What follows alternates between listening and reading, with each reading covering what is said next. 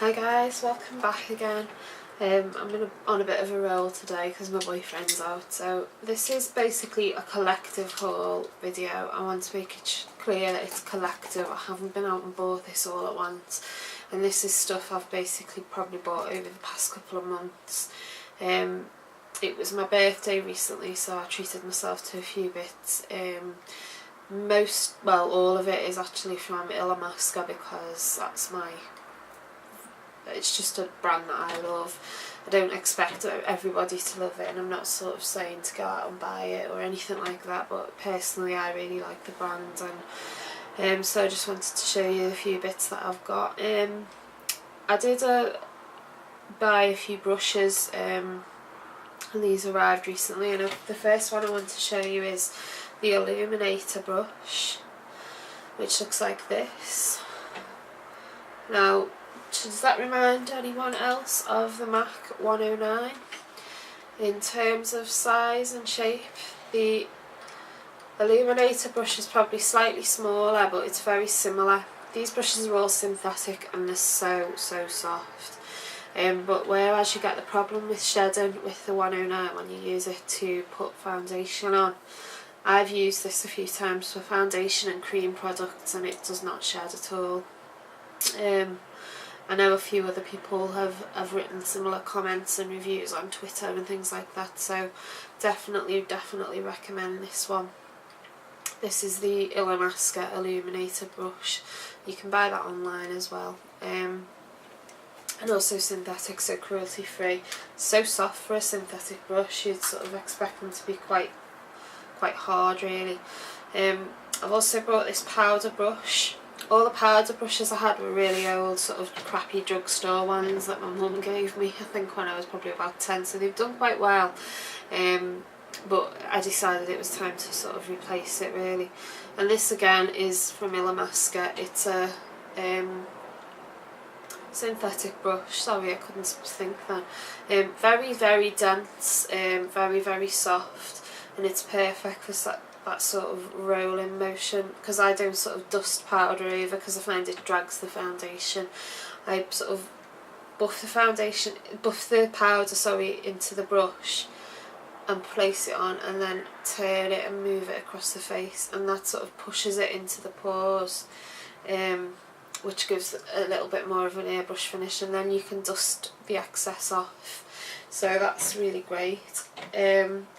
Next up, just a couple of eye brushes. This is the sort of eye applicator brush. This is the version of probably the MAC 239. I don't own the MAC 239, so I can't comment on what it's like. I can't really compare them, but this works really well for me for just eyeshadow placement really. I can sort of place the eyeshadow even in the crease underneath the eye. It's sort of fine enough and flat enough to place shadow underneath the eye prior to blending.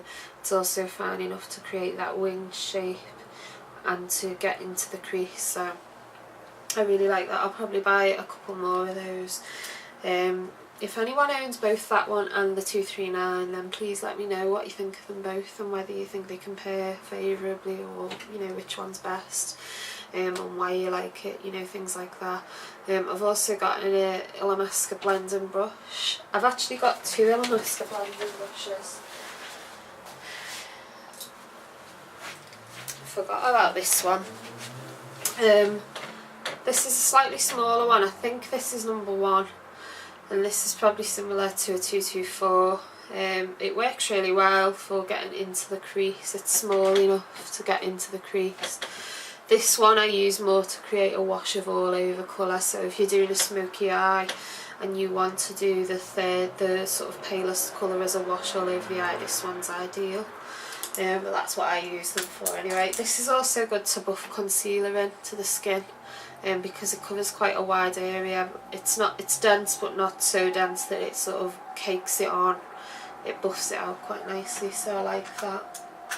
Okay, first part of the haul, this may run into 2 parts. So I got some we'll go through the blushes that I've bought first. And this one is not really a blusher. This is a powder. It's marketed as a blush, but it doesn't work as a blush. This is Powder Blusher in Intrigue, which is a matte white. Works really well as a highlighter. I've actually got it on today. It doesn't stay matte on the skin. None of these matte powders stay matte. They do react with the oils on your skin, and they do sort of, your skin doesn't look flatly matte. It stays quite nice and natural, and it works really well. I really like that. The second one, this is a cream blusher. Again, this is marketed as a blusher, but this doesn't work as a blusher for me. I use this as a highlighter, and it's really, really pretty highlighter. This is a cream blusher in Lies, which is this pale, shimmery, silvery pink colour. As you can see, it's not vastly pigmented, but it works amazingly well if you just sort of buff that in to the top of the cheekbones. If you don't want a matte highlight, if you prefer more of a shimmery look, this is quite similar probably to like Moonbeam or something like that from Benefit. So that's that one. Next, another cream blush. This is called Dixie. This is a pinky peachy colour, quite pink.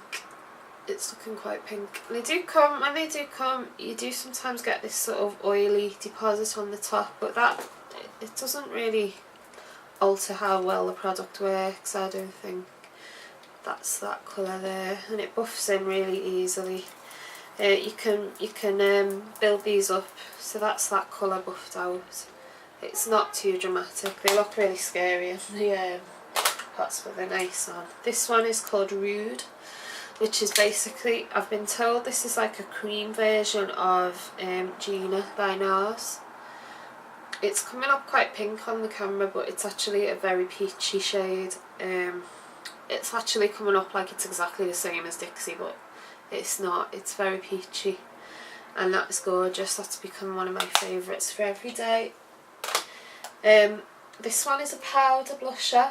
A couple of powders next. This one's called Lover, which is a very pale peachy colour, really easy to wear, really natural. I love that one. I think the choice of blusher you pick is just depends on what sort of colour you're going for. This one I'm actually wearing today. This is called Nymph, and it's a pale sort of cool, quite a blue toned pink colour. Really easy to wear. Once again, you can, I've not put a lot on today, but it's there, you can see it. It's beautiful.